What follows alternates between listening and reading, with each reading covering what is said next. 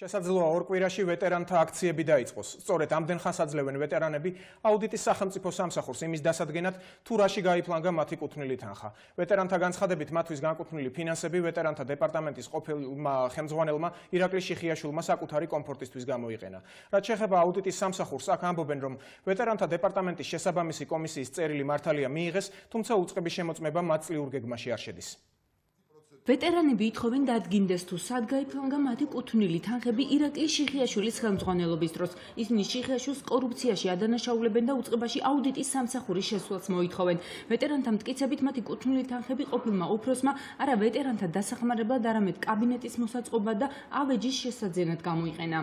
700,000-ზე მეტი არის კლინიკა ლანცეტში გადარიცხული ტენდერის გარეშე. ორმაგ და სამაგ ფასებს იხდის ვეტერანთა სამსახური ახალი ვეტერანთა სამსახურის ახალი შენობის ასაშენებლად.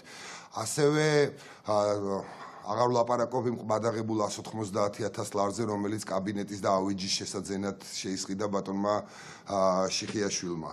ვეტერანები სახელმწიფო აუდიტის სამსახურს ორკვირიან ვადას აძლევენ. თუ ამ დროში უწყება ვეტერანთა დეპარტამენტში წარმომადგენლებს არ გააგზავნის, ისინი მასიური საპროტესტო აქციების დაწყებას გეგმავენ. გაეცეს კითხვებზე პასუხი.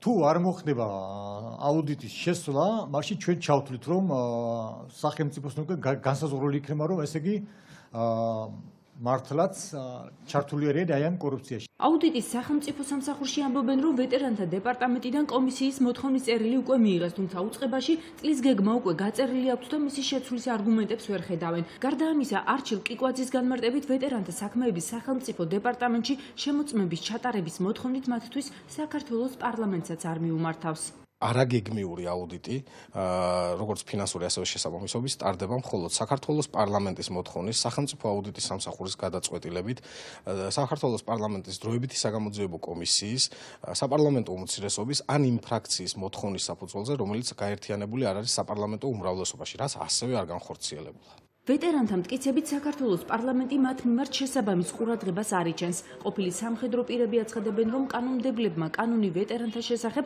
აუცილებლად უნდა შეცვალონ. ამის პირობა კი დავით უსუფაშვილისგან 3 წლის წინ მიიღეს, თუმცა შევარდნაძის დროს მიღებული და სააკაშვილის მიერ ჩასწორებული კანონის შესაცვლელად დღემდე არ მოუცლიათ. ნაწილი ვეტერანები იღებენ 22 ლარს და ნაწილი არ იღებს სრულიად უსაფუძვლოდ.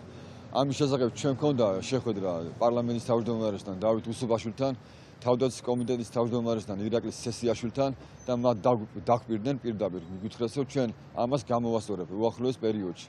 ირაკლი სესიაშვილი ვეტერანთა პრეტენზიებს არ იზიარებს. მისი თქმით, ახალმა მთავრობამ პირველ ეტაპზე გარდაცვლილი მეომრების ოჯახების დახმარებაზე იზრუნა.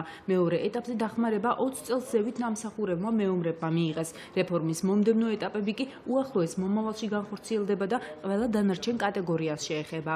საჭიროება არის ის, რომ ვეტერანთა გარკვეულ ნაწილს სჭირდება დასაქმება და ამ მიმართულებით სახელმწიფოს გარკვეული პროგრამები უკვე შემუშავებული აქვს, ხოლო მათ, ვისაც აქვთ უფრო მეტად სოციალური პრობლემები, ჩვენ უნდა მოვახდინოთ სოლიდარობა მათ მიმართ. ვეტერანები სამხედრო ჰოსპიტალის საკითხის მოგვარებასაც ითხოვენ. ჰოსპიტალი ამ ეტაპზე უმოქმედოდაა დარჩენილი და იგი მატერიალურ-ტექნიკურ აღჭურვას საჭიროებს.